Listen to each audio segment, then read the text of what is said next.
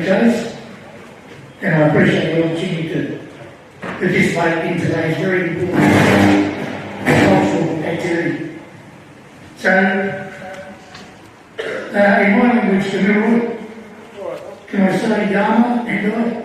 Yama and Nindai, Naui, Mala. Hello everybody. And even though I can't do a lot of the country, I'm happy to welcome you to see Canberra for this event.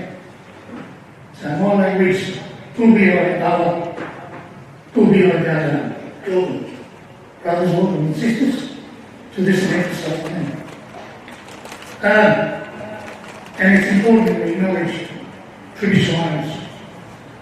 So on our collective behalf, can I acknowledge that we come together today on lands where since time immemorial the voices of the ancient and the modern camps and campfires of the noble peoples. We pay our respects to their elders, past and present. We acknowledge their emerging leadership. We also pay tribute to their continued cultural practices of the country. We pay tribute to their resilience as Australian First Nations peoples. Thanks very much and thanks for the opportunity. Thanks, Russ. Next, I'd like to welcome to the stage local elder of the Ngunnawal peoples, Canberra. Thank you very much, Ted. I'm very honoured to be here this afternoon to welcome you all on the country. I'm also very honoured to see the boys all wearing the beautiful colours and the pathways and stories that represent an ancient culture. I've got no voice. So anyway, I'm also going to offer you a smoking ceremony. A smoking ceremony is a traditional practice that the Ngunnawal people did when people come to country. So it's a process for you to live for the smoke and to go on to new, better journeys. So we'll start that now. Thank you, Tina. Next up, everyone has said how amazing these jumpers look, and we have Christy, the designer, here just to give a brief description of the design and what it means. Thank you. So the large concentric circle in the middle represents the heart of the Queanbeyan blues players, supporting each other and feeling value for who they are and the different abilities and cultures they have, striving together for equality and better futures in our continued journey towards reconciliation. The blue dots represents all the supporters of the Queanbeyan Blues Sports Club, celebrating the riches and diversity within the Queanbeyan Blues family. The southern lines represents the energy and spirit the Queanbeyan Blues players provide on the field and for their supporters. And the small concentric circles represent the positive pathways where you will set goals. So each goal that you set in life, you will gain strength to challenge yourself a little more. And the more goals you set, the more self-respect will grow. And the white dots represents the importance of acknowledging our ancestors who walk among us, guiding us along in our journey in life. So thank you. Awesome. Please put your hands together for Christy. I just want to big thanks to the West Belconnen Club for allowing on this today, also and being a part of this. Let's let the footy begin. Thank you very much, everyone. Good afternoon and welcome to Seaford Oval in Queanbeyan. We're on a very special day for footy. This is the Bloomers Lawyers Canberra Raiders Cup Round 11 match between the Queanbeyan Blues and the West Belconnen Warriors. We've just had a smoking ceremony and some of that smoke still making its way across the ground here on a day where the Queanbeyan Blues are wearing a most unfamiliar jersey. They've adopted for the first time an Indigenous design jersey that we'll find out more about in a moment. Sonny Singh alongside me, and Sonny, we were expecting kick-off in about 2 minutes, so They started a little bit early here and not started terribly well for the West Belconnen Warriors. No, we see an early error from the Warriors. We'll quickly just go through the team lineup while we've got a quick chance to. A couple of changes to both sides from last week. For the Queanbeyan Blues, Matt Parsons lines up at fullback, Nick Marshall, Matt Cole, Jake Wheeler and Ilya Kotrick round up the back line. In the halves, Zach Patch, Jordan Williams up front, Steve McLean, Joel Munro, Aidan Woods. In the back row, Michael Cullen, Josh Stuckey and Isia Taholo at lock. As the Warriors, as the Queanbeyan Blues take advantage off the early error and get the ball up to the 20-metre line on the first tap. So they're running to the left of your screen in the blue and white Indigenous jersey. That's Wheeler with the ball for them now, taking it across now to the 10, just inside the 10-metre line. In fact, they come across to the right. They've got plenty of numbers there. That's Williams. Williams pops the ball out the back, trying to see who it is through the smoke there. I think it might be Steve McLean who's taken the ball up towards the line. Coming into dummy half now is Munro. Munro goes for himself from the dummy half position, dives over and scores a try. And what's that taken? About 1 minute and 5 seconds, Sonny. We've got the first points on the board. They don't come much easier than that. No, it's so easy from Joel Munro. He's back into the side this week following an injury to Charlie Wolford over their win last week. And just a simple gap to the left of the ruck there, and he spots it and dives straight through. Well, what we will do is take advantage of this stoppage in play, because there's not a lot we need to say other than good opportunistic football from the dummy half there as we try and peer through the smoke here at Seaford Oval. Let's go through this Queanbeyan. Hang on, you've done the Queanbeyan side. Let's go through the West Belconnen Warriors lineup. Ryan McQueen at fullback on the wings, Bo McFarlane and Andrew McDonald the centres, Brandon Withers and Riley Thomas. Brent Crisp at 5'8", Bobby Roberts is their halfback. The front row is Matt Scott, Harry Brown the hooker and Ethan Peters. Second row is Tim Middleton and Mitch Shaw. Bailey Lockhead on the back of the scrum, and on the bench it's John Valudos, Bailey Litster, Destiny Cololo and Big BJ Sione will be out there in jersey number 22 off the bench. So that's the West Belconnen side. Last time these sides met, it wound up being a fairly one-sided affair. It was 18-all at half-time, 42-22 in the end, the final result in favour of the Blues. Jake Wheeler, who led the team out today for the Blues, he scored a hat-trick that day, and Joel Monaghan, who comes back into the side for the Blues, also scored on that occasion. It was 18-all at half-time. On that occasion, it was just a second-half blitz by the Blues that saw them take out the win. Matt Parsons, who is kicking for the Queanbeyan Blues in the absence of Terry Campese, who is currently out due to suspension. Parsons gets that one. That's his 7th goal for the season, taking the score to 6-0, 2.5 gone in the first half here. Bloomers Lawyers Canberra Raiders Cup action of 2019. Very important match for both of these sides. Queanbeyan come in position 3rd on the table, 5 wins, 2 losses, 2 draws, and 124 points in the positive as, Fumble Fest continues here, and I think that was Steve McLean over there on the far side trying to pick that one as it came down and losing control of it. And they'll be kicking it out from under their own goal post. The West Belconnen side looking to make their way back into the top 4. They currently sit just outside the top 4, 5th position with a 5-4 win-loss record and plus 66. And now a kick out on the full. Oh, it's all going horribly wrong for both sides at the moment, Sonny. Well, something in the air, because off every kick restart we've had so far, we've had something happen. We've had 2 knock-ons and now a penalty right underneath the post for the Warriors. They've sorted out the smoking ceremony now, so no more smoke hanging over the ground, and it'll start to clear as the West Belconnen Warriors take the tap from the 10-metre line directly in front of the post. They give it to Bailey Lockhead, who has been used many a time in this Canberra Raiders Cup competition as a human battering ram. He gets to 2 metres out. They come to the right with Scott, and look, there we go. Fumble Fest continues. Ball trickles away, goes over the dead ball line, and it'll be the Queanbeyan Blues to take the ball out to the 20 for what will be a 7-tackle set. And at some stage, Sonny, if we're not careful, a game of rugby league may just break out here this afternoon. Yeah, it's just seem to, we haven't really hit any sort of momentum or fluency with the start of this game. Just might be a case of which team settles quicker. Indeed. Well, Aidan Woods brings the ball out now for the Queanbeyan Blues. It's so difficult to make that mental leap. So used to seeing them playing in just that pure blue jersey with the small white V on the front. The players looking just a little bit different out there today as they come across to the right. That would be Taholo, who got the little short pass in, going through to Michael Cullen. And Cullen brought down 5 short of the halfway line now. Across to the right they go. Taholo gets involved again, takes the ball into opposition territory. Saw Scott coming up, decided to back out of the tackle instead, leaving it to Peters and Middleton to do the job there, and they carry on with it for a little bit of time as well. Running from dummy half for a couple of steps was Munro. Now through a couple of sets of hands, and it goes to Wheeler, and Jake Wheeler 12 metres now into opposition territory. They've got numbers across to the right. Williams goes a good fast ball and finds Woods, and Woods runs into a couple of opposition players, and in there is Scott as one of the tacklers, and brings him to ground. They're just outside the 20 on the last tackle. The kick now comes from Crisp. Great kicking game as always, and he's managed to wrong foot his opponent.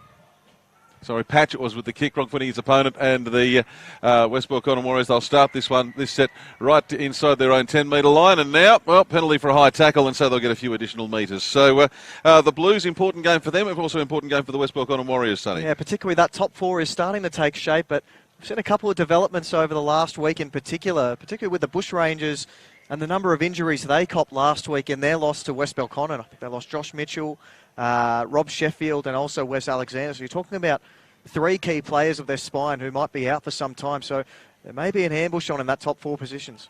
Well, 6 points the difference at the moment, and we've had 6 minutes gone as the West Belconnen Warriors now on the first tackle are right on the halfway line. And here comes Crisp getting involved in the game really for the first time today, and he makes it quite easily up to Crisp. Gee, they're still similar in build, aren't they? McLean it was with on the run, and now on that tackle it's Stuckey, and Stuckey gets 20 metres into opposition territory. He's still going, makes another 2, 3, 4 metres after the initial contact, and then finally referee for today, Andrew Nightingale, calls held. So they've got plenty out to the right. That's Crisp this time. Crisp pops it around the outside, gets it into the chest of Parsons. Parsons bounces out of the tackle, running along sideways. That's the 20. You can see him on there. Finally brought to ground by Lockhead.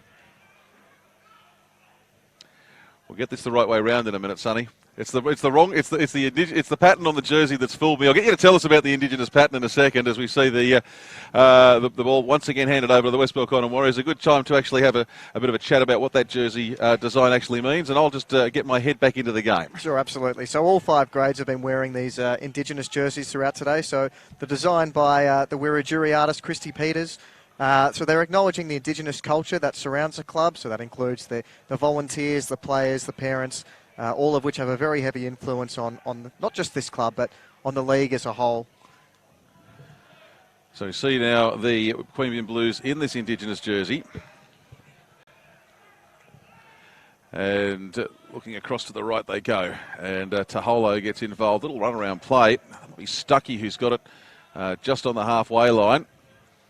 Slow to his feet there. McLean in an offside position, but they go the other way. Now the kick goes downfield, and it's Ryan McQueen who waits for it to bounce a couple of times. He run across. He could link up with McDonald, but instead decides to straighten in front of his own post and bring the ball up the middle of the park. Doesn't get too far. Brought down at his own 10, and now Andrew McDonald goes for a little bit of a run, and he makes it out to just outside the 10.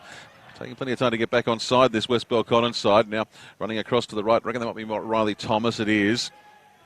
Riley Thomas, 15 out from his own line.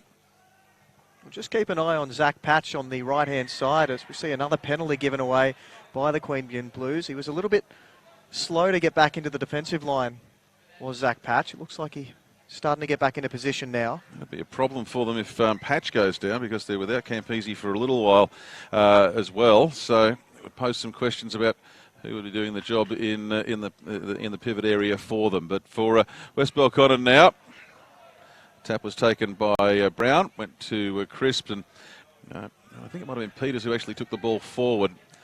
Now they get to 15 metres into opposition territory, and they work it across to the right, to the left rather, with Crisp. Then Crisp onto Roberts. Roberts long ball right straight onto McQueen. McQueen just puts the foot down, tries to accelerate over. Is it Taholo he tried to read as a speed bump? No, it was actually Cole he got over the top of there. Next one we see with Lockhead. So they're really working it hard, this West Belconnen side. Oh, a little bit of poor ball security has been picked up off the turf there by the Queanbeyan Blues.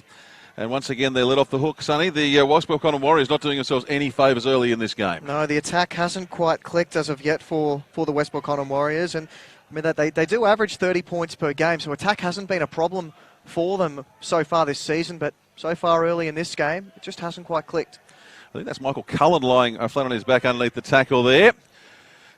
And once again, they're encroaching on opposition territory as McLean. Good run. Yeah, good run from him. Had a man on his rear, but he couldn't quite get the offload to him. But they've managed to do so this time. But the ball has been, what have we got there? Marcus not not square here. It's Okay. an interesting call from the referee because we saw Joel Munro duck out quite quickly, and I thought he created an advantage for his side. So surprised to see that call pulled up. Yeah, had Munro in there, and instead, I suppose we'll never know what would have happened on that play now, but he certainly looked like he was about to get through into wide open spaces. But instead, it'll be the Blues who take the tap from 20 out, and they'll have a full set at the dangerous end in the red zone there as they lead by 6-0 with 10 gone on the clock this afternoon. Across to the left they go, and Woods has it. Traditional rugby league from the Queanbeyan Blues here. Just give it to the big forwards early in the count and see if they can barge their way through. They've got McLean lined up 2 off the ruck. Instead, they go to the little man in Williams. Williams puts it across the park now.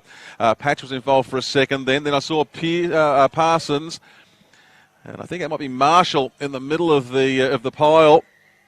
He's gone over the line, held up, and so it'll come back to the 10-metre line. The defence working out well for the West Belconnen Warriors at the moment.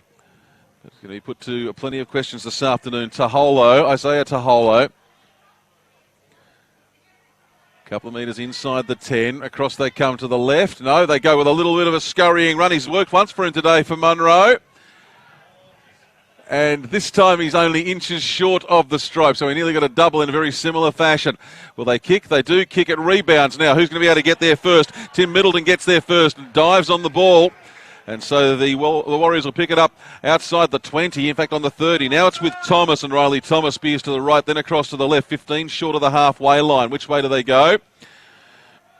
Well, they don't go terribly far. Tackle might have been a little bit high, and there might have been a slight loss of the ball forward in there as well from McDonald.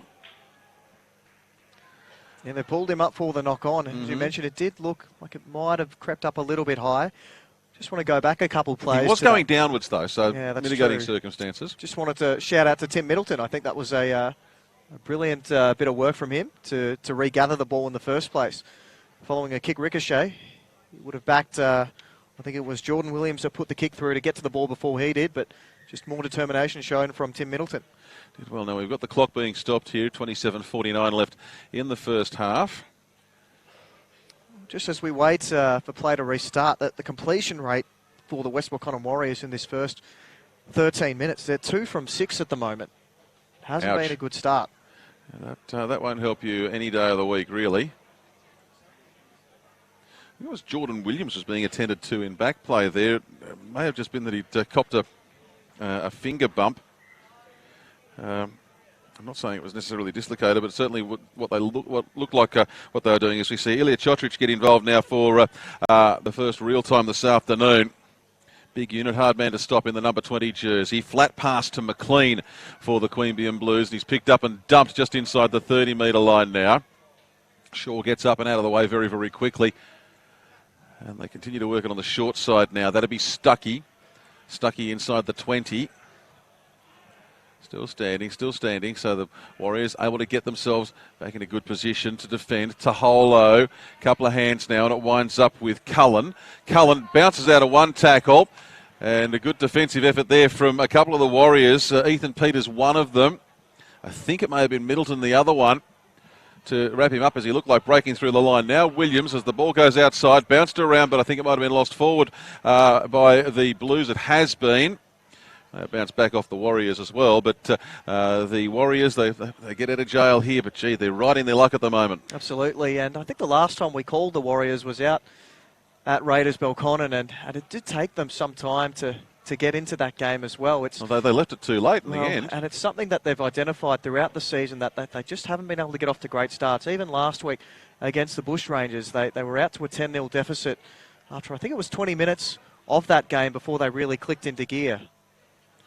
Not exactly what you need. I'm just seeing for the Queanbeyan side, Josh Hitchens is warming up. So maybe a change coming up for the home side here this afternoon.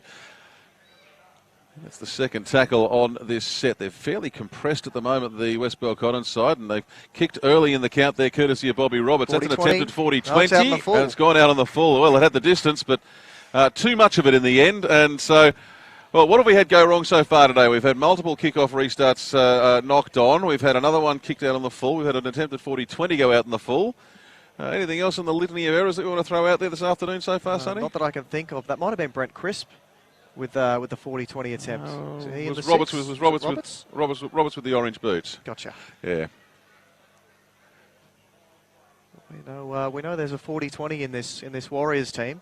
Well, there's a couple of them, I think. Roberts and Crisp can both kicking early in the count, as well as the Queanbeyan Blues pop it out to the left and they give it across to Ilya Chotrich, and he takes it, and a couple of other players up to the 30-metre line. Now it'll be McLean, and McLean just works his way up the middle of the park. Crisp trying to bring him down. Finally gets some assistance in the tackle from Brown, but not before he takes it up to the 10. So they're in prime position once again here. Nice little turnaround play from Woods onto McLean. Now they're coming across to the right. Is it Cole over there? I think it might be. Hard to tell while he's lying flat on the ground. There's Cole there. Cole, they lost a couple of metres, but he gets to the 10. He's been absolutely monstered in the tackle there by Lockhead. And put to ground. Once again, it's Woods. Gets it across, finds Taholo on his left. He couldn't get the ball to him. Now comes back to the halfback in Williams. The ball, that's well fielded. That's nice picking. That's a nice pick up there. I think it might have been McQueen who picked it up. It was. And now they've lost the ball, the Warriors. Riley Thomas with a fairly loose carry. Bumps into an opposition player. He stops. Ball keeps going, and the Queanbeyan Blues will get it back again. 2 from 8 now, their completions, the Warriors in this first half. After a lovely bit of work from Ryan McQueen, reading that grubber kick. And the pressure's going to start to tell if you keep giving this Blues side this much possession. It's days like this where I kind of miss being at Kipax when we have the West Belconnen Warriors coach usually standing immediately outside our commentary position there, and we are left in no doubt as to what he thinks of the game. This time I'm not sure where Adam Peters is. I can't hear him from here. I assume he's on the bench on the dugout in front of us. Clock stopped. No, the clock's still going here actually, despite the fact that there is someone receiving a little bit of treatment, and now the clock is stopped. I've mentioned the referee, Andrew Nightingale. The touch judges this afternoon, Chris Davis and Elijah Fernand. So I'll just try and park the binoculars here. It was Crispy who was actually being attended to. He's all right. He's got a big smile on his face, so he's okay. And with the scrum, once again, the Queanbeyan Blues look to burst their way through the line, and that's Cole who has the ball. And he's 5 metres out, just a couple in from touch in the far corner of Seaford Oval. Now it's with Patch. Patch looked to go left, then went to his right. Still going is Patch. And he's pushed back a couple of metres in the end. I come across to the left now. That's with Munro. Munro gives it across to Woods. Woods picked up and placed on the turf. Plenty across to the left. Williams, who's he got on his outside? He gives it to the fullback, Parsons. Parsons, long ball to Chotrich. Chotrich breaks out of the first, breaks out of the second. He can see the line, but I think he's just short. He is just short. Here's Ilya Chotrich. He'll play the ball. You can see how close he is to the line, only centimetres short. Long ball flies across to Munro. Munro to Williams. Williams then gives it across to Woods again, and Woods is now back on the 10-metre line, so they've gone 50 metres to their right and back 10 on that play. Who do they go with? Well, they go across to the right. The little grubber kick comes through from Patch, and it's picked up off the turf there by Ryan McQueen. He's having about the best day of all for the West Belconnen Warriors. Probably not wanting to be the player who's having the best day of all for them, but I think he's not been able to get back into the field of play, Sonny. Yeah, as you mentioned, it was a side-to-side sort of set of 6 from the Blues, but it's a really good end result at the end. Patch not panicking off the back of it, just getting his side a repeat set, just keeping the pressure on this West Belconnen Warriors side. Yeah, McQueen's having a good game for the Warriors at fullback, but at the moment I'm struggling to think of who else you'd put up there in a best list. I know it's only 19 minutes into the game. Well, this is a side where we're waiting to see if they do have those premiership contender credentials. They've threatened over the course of the season. They've got wins over some of the big names in the competition, but they've beaten the Roos, they've beaten the Bulldogs, they've beaten the Bushrangers. They just haven't quite been able to put it together week in, week out. Awkward old line dropout from Crisp, had plenty of spiral on it, bounced a couple of times, and finally, I think it was about the third or fourth option for the Blues to take the ball was Steve McLean, but he did well, got 10 metres into opposition territory. Now going from dummy half is Munro, pops it out the back to Woods, and Woods tries to fend his way through, but is brought to ground on the 30. So that's the second tackle. Munro into dummy half again. He's had a look to his left, but goes to his right, where they've got Isaiah Taholo. He gets to the 20-metre line now. So they're not having any trouble making metres up the middle of the park as they go to the left now through Williams. Williams, he sold it almost perfectly. A little bit of candy there, but Ethan Peters didn't take the bait, but they've got the ball away there to Wheeler. And Wheeler, Jake Wheeler, 10 metres out, directly in front of the posts. Slower play the ball than he would have liked. Taholo again loses the ball out the back, and I reckon that'll be okay. It's been, in fact, been picked up there by the West Belconnen Warriors. And I think it's McQueen again who's got in there. No, it's Roberts who had the ball, picked it up there. So he's managed to jump through, and the Warriors, well, just at the right time for them, they get a little bit of possession. And no real surprise to see that they're turning to players of the calibre of Matt Scott and Brent Crisp to do a bit of extra work at the moment. Yeah, we talked about Adam Peters. We see a forward pass now, so another error.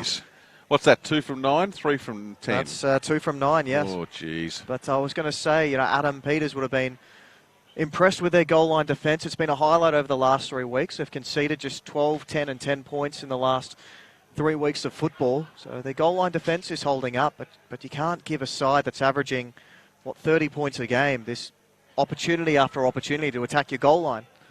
No, you're just asking for trouble when you do that.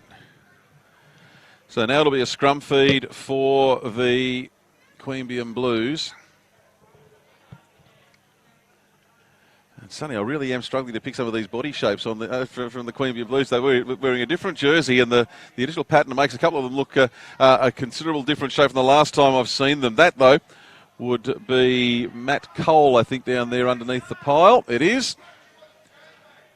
Is coming forward with it now once again is McLean. We're getting there. He's 22 out.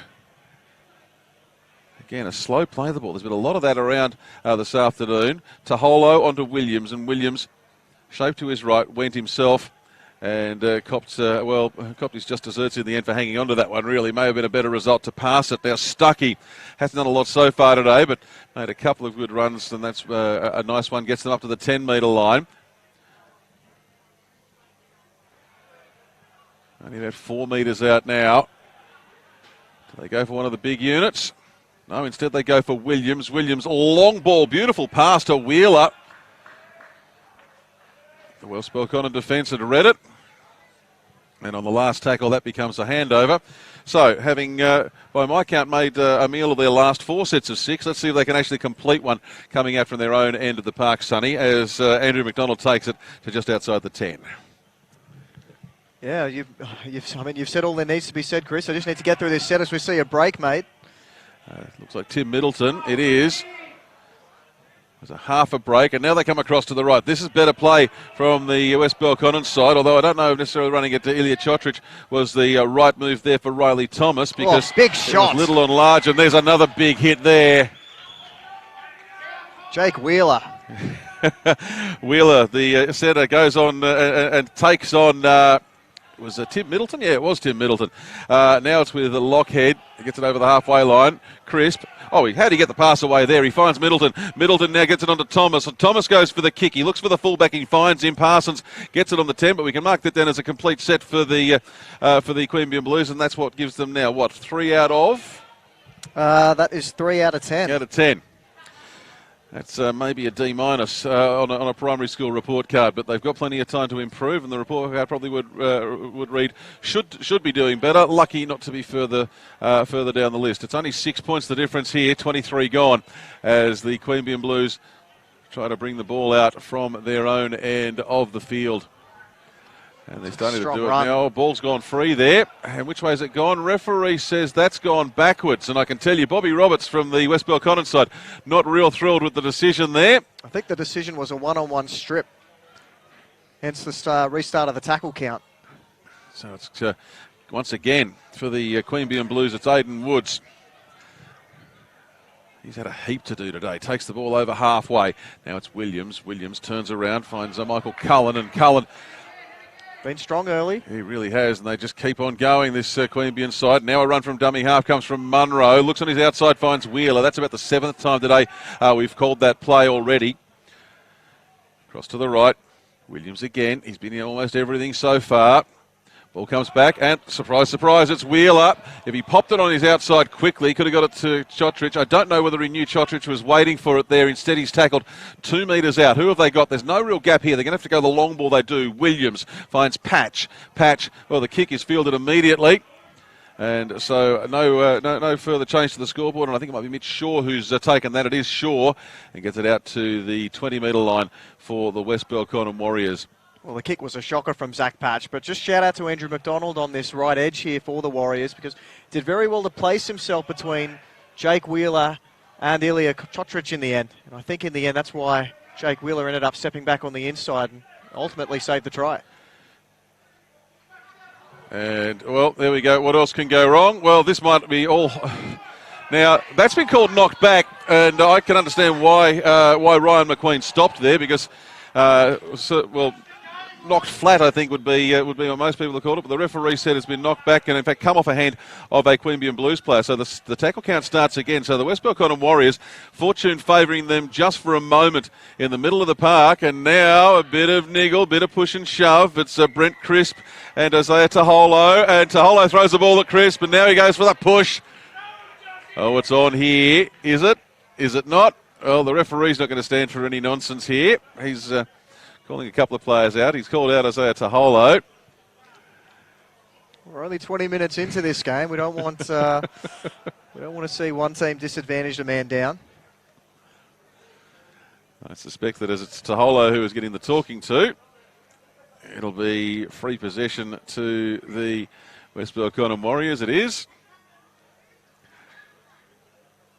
We talk a lot in the Canberra Raiders call on Mix about how much of a pest John Bateman is and how he gets under the skin of opponents. I reckon Brent Crisp plays that role to a T in this Canberra Raiders Cup competition. And he knows Isaiah Taholo very, very well, I suspect, and is probably knows exactly what buttons to push. There's been a change there for the West Belconnen Warriors. Not sure who's come off, but that is a big BJ Sione. And it's funny, whenever he comes on that side, usually gets a bit of a lift, and he took the ball out to the 20. Now taking it forward is Shaw, inside the 20, almost to the 10. And they've got numbers, and they're really moving quickly. Crisp has it, turns around on his outside, finds Roberts. Roberts inside the 10. There is a gap just to the right of the post if they can get the ball across quickly. Lockhead decides not to go that way. He runs it back to the left and decides to go himself and goes over the stripe and scores. The number of times I've seen Bailey Lockhead do that is truly remarkable, and he's just so good at it when he sets his mind to it. He doesn't need much of a gap, Sonny. No, he sees an opportunity back on the inside, and they get a little bit lazy around the ruck to the Queanbeyan Blues, and how often do you see it? All the momentum with one side, they can't come up with points down their end, and the opposition team gets one set of 6, and they turn it into points. Oh, that's for sure. And we may be back all square in a moment because, gee, if there's a man with a radar boot, it is Brent Crisp. 32 goals so far for the season. And again, just you've got to ask. You go back 2 tackles on that, and big BJ Sione, who's just come on, just took the ball off the restart and just charged into the Queanbeyan Blues defence. Really went hard and fast at the middle. And it just seems to give his teammates a lift. Well, it's the attention he gets on and off the ball. Even if he doesn't get the ball, he tends to attract at least 2 defenders, because, I'll tell you what, you're going to struggle to tackle him one-on-one. That's for sure. Now, I think Samuela Taholo might be about to come on for the Queanbeyan Blues. He has. That's an interchange there, and it's Aidan Woods who's coming off. So that change happening across on this side of the ground as Crisp gets his 33rd goal for the season. And with 28 minutes gone in the first half, it's all square, 6 points apiece here at Seaford Oval. That scoreboard says 8-6, doesn't it, up there? It does. It is 6-all. It is 6-all. I didn't nod off for 5 minutes and miss a penalty. He did not. Okay. 6-all. Excellent. 6 points apiece. The restart comes, and it'll be the West Belconnen side to get the ball again, and they do so under their own post. How far will they get? Well, the answer is not very far. Jake Wheeler's really impressed me today for this Queanbeyan Blues side, and again he was up in defence there, helping out Cullen and also Taholo, Samuela Taholo. And now they're flirting with the right touchline, the Warriors, courtesy of Sione. Just back to Wheeler. He's done a lot in attack, but was up really quickly in defence on that occasion, and helping to restrict the Warriors to be inside their own 10 on off the restart. Now we saw Lockhead to Shaw. It's a flat pass too. It was a very flat pass. Yeah, you're not the only one rating Jake Wheeler in this Queanbeyan Blues side. We saw Terry Queanbeyan mention him in a couple of media articles earlier this season, saying that there's NRL potential in this centre. Well, let's hope that someone's watching. I know that there are plenty of NRL clubs that take a look at the various live streams on offer around the country from regional rugby league competitions, and you just never know. Someone might come and turn up and have a bit of a closer look at him in person before the end of the season. But off a penalty, another penalty. What's your penalty count, Sonny? We've got 5 penalties against the Warriors so far in this first half, and 2 against the Queanbeyan Blues. There we go. So off the 5th penalty, the Queanbeyan Blues will start a set with about 10 minutes remaining, and they'll do so inside the 30, and it's Cole with the tap. And he just decides to tap and go himself, and he gets inside the 20-metre line. They're going to do it fairly easily here, this West Belconnen side, up to about the 3-metre line, and that's when things tend to come to a halt for them so far this afternoon. That might be Stuckey in there. They come across to the left. Now it's Isaiah Taholo. Oh, look at that. Beautiful ball to Parsons from Williams. Parsons did have Wheeler on his outside, but got tackled very, very quickly, so couldn't get the ball away. Dummy half is Munro. Goes to the right, finds Taholo. That's Samuela Taholo. Spins around a little bit. Can't get too much further because he's almost being held in a wrestling hold. So the ball comes across. Oh, they've lost it in there. Oh, dear. That's just been a tiny bobble. It was just trying to play the ball too quickly, and again, the West Belconnen defence holds out. And to be honest, it doesn't look like the Blues are throwing too much at them. It's all very, very structured football. But the Warriors have had their measure on every occasion. Even when the ball is getting out to the likes of Jake Wheeler and Matty Parsons, the defence is numbering up, and nothing's getting through. See, I got a good rap on Williams. I like Williams as a halfback, and Zach Patch, have seen plenty of him over the past couple of seasons. And they've got Jake Wheeler in there. You know, you'd think with those three at half, 5/8 and centre, you'd think that they'd be able to just mix things up a little bit. But Sonny, you're right. There's been very little variety about the play of the Queanbeyan Blues side, and as a result, the West Belconnen side, despite making more than their fair share of mistakes, have really been able to hold out, and that's why we've got a tied game at the moment with 8.5 until the break. But let's get back to live action now as the ball comes across to the right for the Warriors, and that would be Lockhead.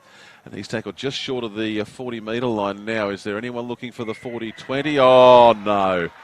No, they've got away with one there. It's a criminal penalty to give away. Yeah. Oh, he might not find touch, though. On the subject of criminal. Oh, and now it's clean bowled Parsons, and Parsons picks it up back inside his own 10. He's given it to Chotrich. I tell you, it may have been a forward pass to Chotrich as well, but nobody was in line to rule on it, so he gets the ball and takes it across to the middle of the park and works it up to his own 20. A comedy of errors the last minute. Oh, geez, all we need is it's not the Harlem Globetrotters music. What's the other? The Benny Hill theme is what I was thinking, but a yakety sax, and probably fitting quite nicely with this. But see if we can get some highlights going for the half-time, or before half-time, which is 7.5 away. Well, I can understand the need to try to take a kick early to find touch, but you've got to make sure you find it. Still 7.5 minutes to go in this half. Indeed, that's Williams. He's had a good day for the Blues so far. This is the last tackle, and they're still 40 metres from where they want to be. So the ball comes right back to the halfway line. Now, this is interesting. Parsons goes for the midfield bomb, and he's got Cole has flown for it and pops it back rugby style. Before it has bounced around, has been picked up by the West Belconnen Warriors, So they'll bring restarting a set, or starting a set rather, from their own 30. It's really sloppy play this afternoon, Sonny. Very strange last tackle option. I mean, okay, if you're going to go for the midfield bomb, at least make sure that the rest of the team knows what's going on, because half a dozen of them were offside from the kick anyway. Lockhead with the ball for the West Belconnen Warriors gets to 10 metres short of halfway. They cut out Destiny Kalolo, they've got the best name in the Canberra Raiders Cup, and they give it to BJ Sione, and that's one of the reasons why people come to watch this man play, and he then pops it on his outside. I think it might be Thomas who's got it. It was Thomas. Now McDonald comes into dummy half, goes to the left, finds Crisp. Crisp gets over the 40, then pops it over to his left and finds Shaw. Shaw straightens, goes up the middle, he's over the 30, he's over the 20. He'll get to the 10 before he's brought to the ground. They've still got a couple of tackles left in this set. They've got plenty of numbers across to the left, and there's a gap there as well. Roberts goes. Roberts still goes. Pops out an unnecessary pass out the back door. Picked up off the ground by Kalolo. He now turns one around. Finds it to Crisp. Crisp, he's got a call from it from way on his outside from Thomas. Will they get the ball to him? Well, they try to get the ball to him, but instead it's been slapped down by Ilya Chotrich, and then he then kicks the ball into touch. It'll be coming back to the West Belconnen Warriors here. Important bit of play by Chotrich as well, because they certainly had the numbers on this right edge. It's all set up by a beautiful little in and away from Brent Crisp first to create some numbers back on the inside for Mitch Shaw. It was a great call from Thomas. Before the ball got to Crisp, Thomas was calling for it, and he was 2, maybe 3 passes across to the right, and there was a gap there that the Queanbeyan Blues were never going to be able to shut down, and that's why Chotrich had to slap the ball down, because he was coming up into a gap. There's a play on here for Sione. Well, let's see what they do with it. They give it to Roberts instead. Sione not brought into the play, so Roberts tackled 12 out from the line. They come across to the left now. That'll be Shaw. Shaw still going, and now he's 2 metres short. 5 minutes till half time. And the Warriors, despite a litany of errors that you could fill a Bible-sized book with, may go in front here because they've given it across to, I reckon that Withers over there in the far corner. Ball's come free for mine in there. Referee. It's been regathered. So if it's come free, gone back, because there's been no other signal from the referee. Andrew Nightingale's called time off. And this might be an excuse to go to the binoculars here, Sonny, and just see if we can pick up what's happened here and who it's happened to. So as you mentioned, time off there. No knock-on ruled against the West Belconnen Warriors. So we'll have a play the ball once play restarts. It's a good, important one-on-one tackle by Matty Cole on that right edge. They did still manage to get an offload away, but he did enough to shut down the play when they had numbers. Sometimes that's all you need to do. I'm trying to pick who this is who's down for West Belconnen. The problem is that my view of his face, as we don't have a monitor here, my view of his face is obscured by the trainer's left foot. So all I can see is a blue jersey and his legs, none of which are helping me. I think you're right. I think it might be Withers. I suspected it was Withers. He's got the white boots on. Yeah, you've got McFarlane, who's still standing out on the left edge, and the ball ended up in the centre. The centre's hands. The only other player with the white boots and the blue tape is Harry Brown, and he's standing there on the 10. So I'm going to stick with Withers. And I'm just trying to see where they're treating him at the moment. They're not letting him move, and that makes me wonder whether he's copped a head knock or whether it's his neck. He's moving his legs, so that's okay.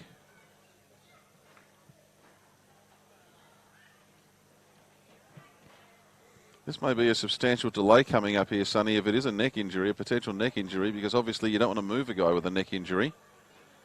And they are being very, very careful, very, very cautious about him, and they're not letting him move at all. Now, we don't have, as I said, a monitor here. We don't have access to replay either, but the ball did come free, didn't it? It did pop free for a second. I didn't see it. I'm not sure. Well, maybe it was just, I don't know, maybe it was something else white. I mean, there's plenty of other white stuff out there. There's shorts, there's boots and all sorts of stuff. But just while we've got a stoppage in play, let's talk a little bit around some of the structured play we're seeing from both sides. Queanbeyan certainly keeping very strong to what they know and not taking too many risks with the ball in hand, whereas with the Warriors, when they've had the ball, when they've been able to hold on to the ball, they've certainly looked to promote a little bit of second phase play, whether it be through BJ Sione or on that occasion on the other side of the field through, might have been Bobby Roberts. I'm not sure who it was that threw the initial offload to Brandon Withers. Well, the good news is that Withers is sitting up, and he managed to sit up under his own steam.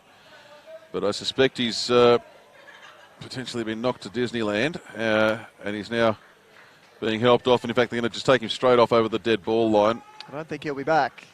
I'd be surprised if he wasn't. Good to see a couple of the Queanbeyan Blues players just giving him a tap on his way and making sure that he's all right in there. So sportsmanship alive and well. Now the ball is going to be played only a couple of metres out, and moving into play it will be McFarlane for the West Belconnen Warriors. They come to Roberts. Roberts has a running man on his inside in Shaw, or is running across to his inside. And Shaw takes it, so that's out on the 10.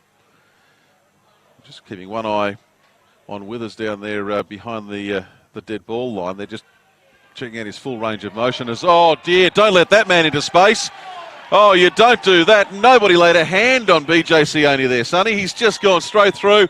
It was Moses in the Red Sea, wasn't it, that just parted in front of him? It's not the first time we've seen him do that this season either. Couple of question marks over the crisp pass, but we'll back the touch judge in on his call on that one. But as we mentioned, he's so effective, whether he's on or off the ball, BJ Sione. Well, the thing is, from there, he can carry 4 blokes over with him. And this time, that'll be the easiest one that he scored all year. He scored 4 before today, so that'll be the easiest of them, I'd reckon. Wow. And suddenly, I'll get you to give us some of your stats you've got on West Belconnen, because we're approaching half-time. But suddenly, despite all these stats you're about to hear from Sonny Singh, they lead 10-6 with 3.5 till the break, and a kick still to come. Oh, it's phenomenal. It's phenomenal that they're in front of this game, let alone in it. But again, it's a testament to their goal line defence. And if you just wind back to last week, even the tries they conceded, there was a fortunate one, the somewhat controversial try to Jared Kennedy, and an intercept try to Jaden Pollard. So their defence held strong for a good 60 minutes of that game. So as soon as this kick is taken by Crisp, which he should be able to sneeze and put over, and he does indeed. So just give us some of those numbers you've got for the West Belconnen Warriors side from the first 37 minutes of this game, Sonny. Yeah, 37 minutes gone, and they've only completed 5 sets of 6 out of 13. They have conceded 5 penalties, and you compare that to the Queanbeyan Blues, who have had 10 out of 15, and you think about those 10 from 15, how many of them have been inside the opposition 20-metre zone? Indeed. And a penalty from the halfway line. Jeez. This is a game that's going to be memorable for all the wrong reasons, I think. And suddenly, you reckon West Belconnen will be backing themselves to say, well, hang on, we've got 2.5 minutes here. We can get it down here, and we go in 2 tries up. Chris managed to grab a couple of extra metres to take the kick there. He gets it up to, well, it'll be a 20-metre restart for them. And it's Harry Brown who has it. Comes across to his right and gives it to Middleton. And they're now 12 out. So that's the first. 2 minutes and 7 till the break. Queanbeyan will be doing everything they can to slow this one down. Shaw had on his outside Destiny Kalolo. Didn't use him, and he's now 5 metres short of the line. They come across to the right. It's with Roberts. Roberts turns it around, puts it on the feet of Chris. Chris picks it up, turns around, finds McQueen. McQueen then to Thomas. And Thomas, who's had a very good game, cops a little bit of a facial while he's down there from Chotrich, but he's all right, gets up. Ball comes back to the left. Crisp. Lockhead. Lockhead, 12 short of the line. 90 seconds till the break. Crisp again, directing the traffic as you'd expect. And Sione pops the ball around to McDonald. McDonald plays volleyball, and I think that might be, it is Thomas who's picked it up and then dragged along like a rag doll. Now they'll be looking for a repeat set here, this West Belconnen side. Oh no, they're going to look for the field goal before half time. And I think it's just gone to the right. It has just gone to the right. It was Roberts who had the attempt. I don't think this West Belconnen side's kicked a field goal all season. They haven't. So that trend continues as well. And with 60 seconds left on the clock, it'll come back to the Queanbeyan Blues to restart play on their own 20-metre line. And Sonny, you know I'm not a fan of the field goal before half-time. I saw you laughing a minute ago. You can see me smiling right next to you. I know how much you hate that play. I just don't think it's a low percentage play. It doesn't yield the result you want as often as you'd want it to. It's very much want to go wrong. Anyway, with 30 seconds till the break, let's see what this Queanbeyan Blues side have available to them as they have the ball right in the middle of the park as Feduani has come in the 14 jersey. He was in there at dummy half. They go through a few sets of hands, and Patch, it is, who had the ball, popped down onto the ground, picked up there by Fetuani, so he's keeping himself involved, gets on the halfway line, about 5 in from touch, far side of the ground. This will be the last play, you'd imagine, with 10 seconds left. They just have time to get up and play it, and they may not do too much more with it as the ball comes to Patch. Oh, well, maybe they will do something with it. The running play is on. The run is still on, and he's still going. Gets it around the outside of a player, and Wheeler winds up with the ball. I don't think he was quite expecting it. May have thought it was a little bit forward as well. Referee blows 40 minutes of play and says that'll do us for half-time. A really weird game of football where I think the Queanbeyan Blues... we don't keep a percentage of possession here, but I suspect the percentage would be something like 65-35 in favour of the Queanbeyan Blues, certainly through the first 30 minutes. But, Sonny, you do have some numbers for us here as we go into the break with the West Belconnen Warriors leading 12-6. Yeah, we talk about completion rates, and for the Queanbeyan Blues, they went through 11 of 16 sets in that first half, 5 errors and 5 penalties conceded. For the West Belconnen Warriors, I mentioned before, they finish up with 6 from 14 overall, so they are under 50% in terms of completions for the half, with 5 penalties against them as well. So some would say surprising that they're sitting at 12-6 up after 40 minutes of football. And what was it, about a minute and 5 seconds before when the first try was scored, thereabouts? It was very close to that, wasn't it? Yeah, I've got it in the second minute, so very early. A minute 5 seconds, a try to Joel Munro, a welter of possession after that, and yet unable to convert it into points. The Queanbeyan Blues side. The West Belconnen Warriors side made mistake after mistake after mistake, gave away a pile of penalties, but still, as we keep saying, somehow managed to take a lead. And at the break in this Bloomers Lawyers Canberra Raiders Cup game for round 11 at Seaford Oval, it is the visiting West Belconnen Warriors 12 leading the Queanbeyan Blues 6.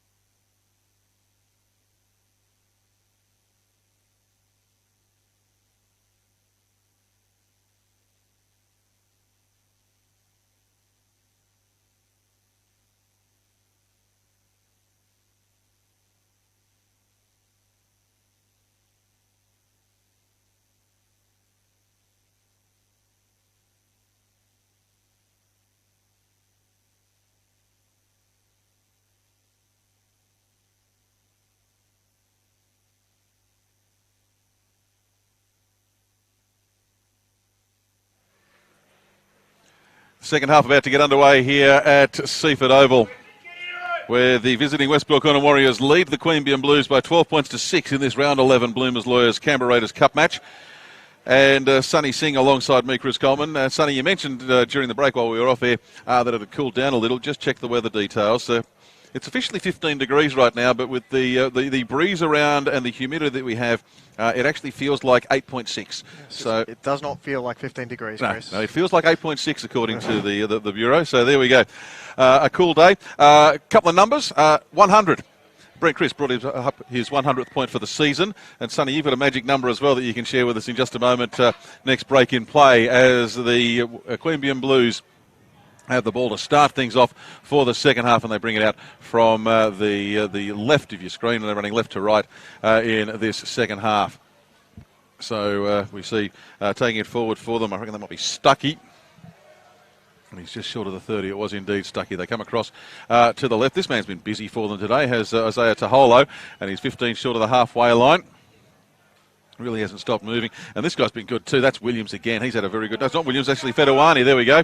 Fedawani, just short of the halfway line. Been effective since he came on just before the break. They come across to the left now, giving it once again to Isaiah Taholo into opposition territory, but that's the last tackle for them. So what option do they have? I bet it won't be the midfield bomb. No, this time it's the more conventional variety. Sent down to Ryan McQueen, and he takes it over his right shoulder, baseball style, before he turns back 180 degrees and runs up towards the 10-metre line, where he's brought down by Matt Cole and a couple of his teammates in the Queanbeyan Blues tackle. So the West Belconnen Warriors survived the first challenge of the half, and they maintain their 6-point lead. Great shot, Matty Cole. Big hit. Cole's been very good in defence for the Queanbeyan Blues this afternoon. Now the Warriors giving it to one of their big men in Kololo. Destiny Kololo up to the 30-metre line. Across to the right now. Go through Crisp, then on to Sione. Called that to a try earlier today. Miracle try from this far out. Now it's with Riley Thomas. Another one of the better players for the West Belconnen Warriors, but they've only made it out to the 40-metre line, and this will be the last tackle. Blues have got 3 men back, so Crispy thinks about where he's going to go for the kick, and intriguingly puts the grubber through.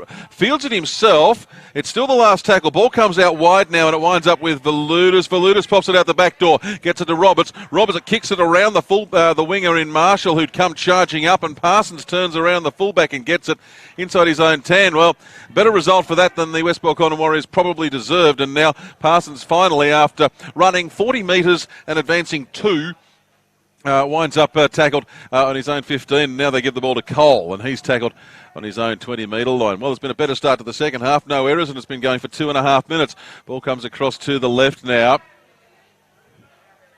And the Queanbeyan Blues on the big charge through Chotrich. And Chotrich was the man who was brought down there, and we see it with Hitchens just short of the halfway line for them.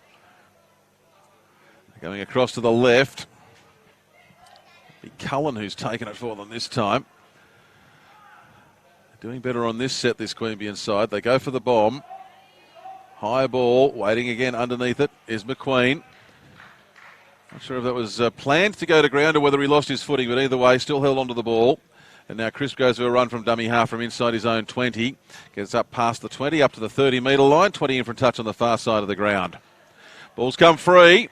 Referee will rule that it has been stripped away there, and it'll be a penalty to the West Belconnen Warriors. So it's taken 3 minutes and 15 seconds for that first penalty. And Sonny, you've got a magic number for us that you've picked out during the break. I do. I was just going to say it's been a less chaotic start to this second half up until that penalty being blown, but the magic number for the Blues is 22. They haven't had a game this season where they've scored less than 22 points, so they're still well and truly in this match. I mean, there are only 6 points down, but there's definitely points in this Blues lineup. Well, there's points in both of these sides, so we'll see if they can, if either side can actually produce to their potential. As after the restart, the Warriors decide to go for the big man in Sione, and they're 8 metres into opposition territory, and they go for the other big man now in Kololo, and he steals another 4.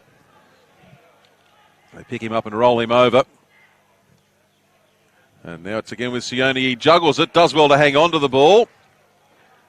And that's 3 tackles, and they haven't really made too much distance. Give it to Lockhead, and Lockhead charges and almost gets through the line. Hanging on desperately to him was Fedawani. They've got numbers to the left, but they go to the right. They give it to Crisp. Gets past the 20. He's up to the 10-metre line. He's got a player hanging off his back there. I think it might be Wheeler. It was Wheeler hanging off the back. Still hanging off the back and still hanging off the back. If he's not careful, this will be a penalty. Oh, gee, I tell you, that was very, very close to being one. Roberts now puts the kick through. That's going to be way too deep.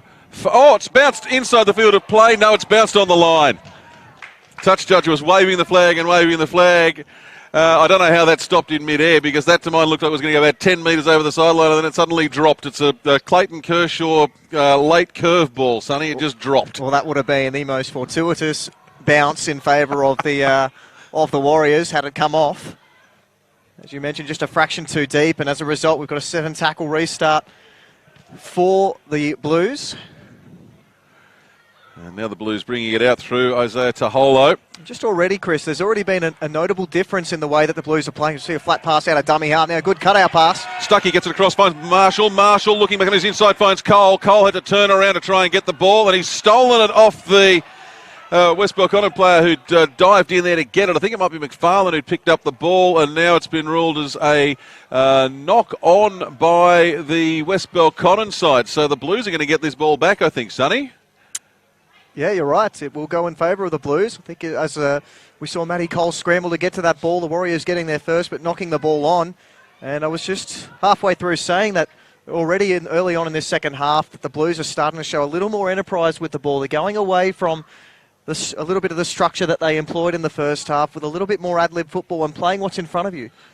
Well, we saw a lot in the first half. Williams to Wheeler, Williams to Wheeler, Williams to Wheeler, and they're both very talented players. But they need to involve more players, as we see this time. Williams goes to Parsons, and Parsons is brought down 25 out. Good backline set. They give it to Cole, a man who probably could have been used more in that first half. So he should have relatively fresh legs. 15 out from the line now. I'll continue across to the right. Williams goes for a longish ball, and it bounces a couple of times. Picked up off the turf by Stuckey. Stuckey almost ballroom dancing there.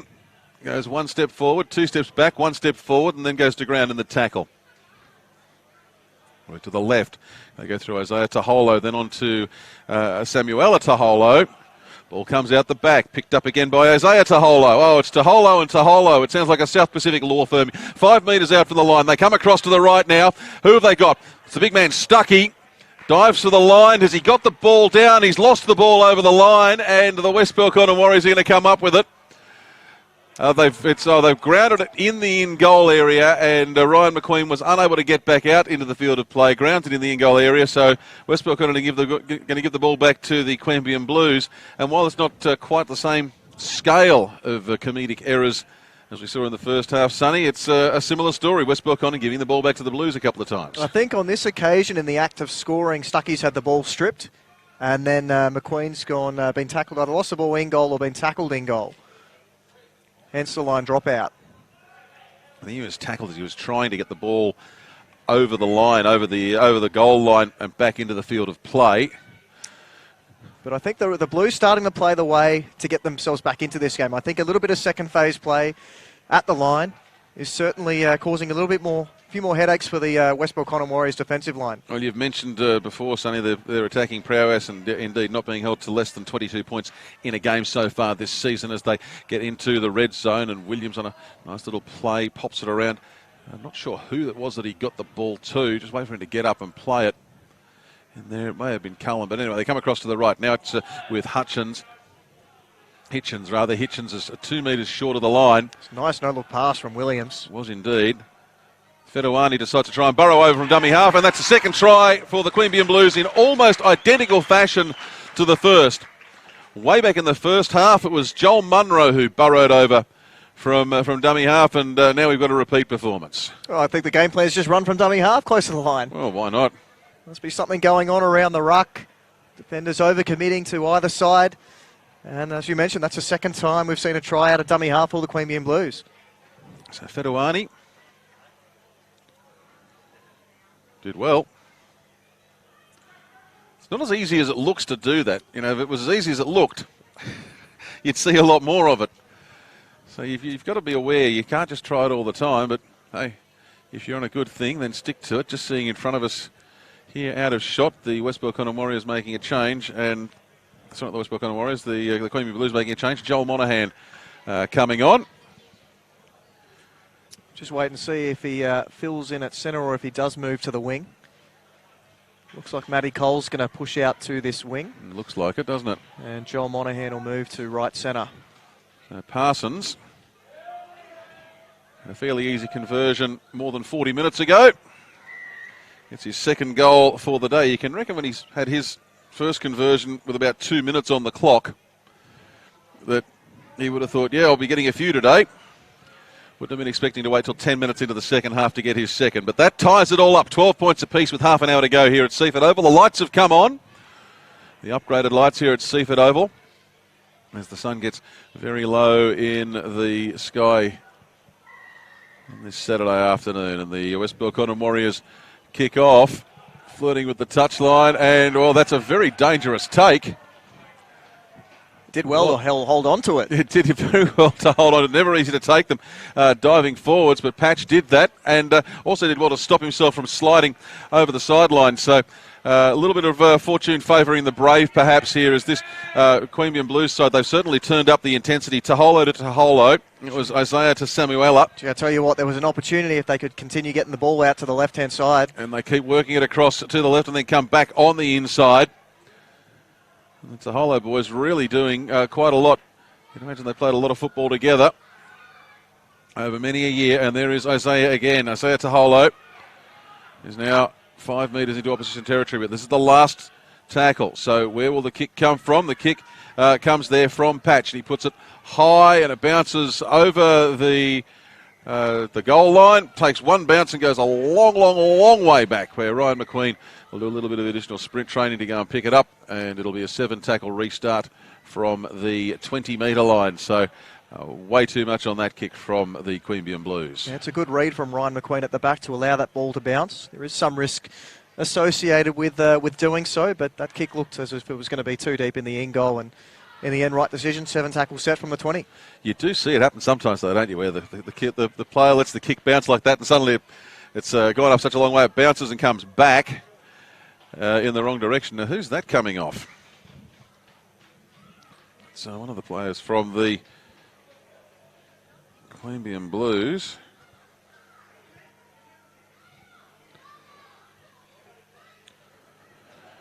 One of their... Geez, might that be Samuela Taholo? I haven't seen a lot of him so far this season, so I reckon it might be. So the Taholo boys, we might have one fewer of them out there now, because he's certainly not out there on the park. So Taholo, Samuela Taholo being assisted off. Not sure if you got a shot of that at home as the camera was keeping on the live play. So that's disappointing for the Queanbeyan Blues, and we may see if we can get an injury report from one of our spies down there at ground level. Is that Riley Thomas with the ball for the West Belconnen Warriors? I think it might have been. Now they're coming back across the field with Bailey Lockhead. Lockhead gets into opposition territory, and again, he's always able to make additional metres after contact. So as they continue to push, and the kick comes now from Roberts, and he's working with this corner of Seaford Oval. Obviously decided something about the corners there as Beautiful Parsons kick. picks it up, and Beautiful they've trapped him in the corner. That's just great kick and great play from Valudos and McFarlane, I think, were the two chasers who followed him up and trapped him in the corner, and now 2 tackles down, and they've still got to inside their own 10, the West Belconnen side. Now with Matt Cole going for a run, they're still inside their own 20, and he gets pushed back another couple of metres. So West Belconnen, I'll be annoyed that they've lost the lead they had at half-time, because they really had to work very, very hard to even be in the game. That was Stuckey on that run. Now they go across to the left. I'm still trying to work out who it was. It must have been Samuela Taholo, because he's definitely not out there anymore as the kick over the top comes from Williams. And Williams, he tries to chase his own kick. He gets a fortuitous bounce, but it's taken instead by Crisp, who read it just marginally better. And probably had the height advantage as well as being in front there. Turns around and is brought to ground 4 metres, 3 metres short of the halfway. Now, Thomas has come into dummy half, and had plenty of players that he could have given it to. Just on that, Chris, that's a brilliant bit of play by Brent Crisp. It's those little 1%ers that as a coach you look for in your players. So you didn't expect your 5'8" to be back there collecting a little jab over the top. No. See a lost ball from the Warriors, their first error of the half.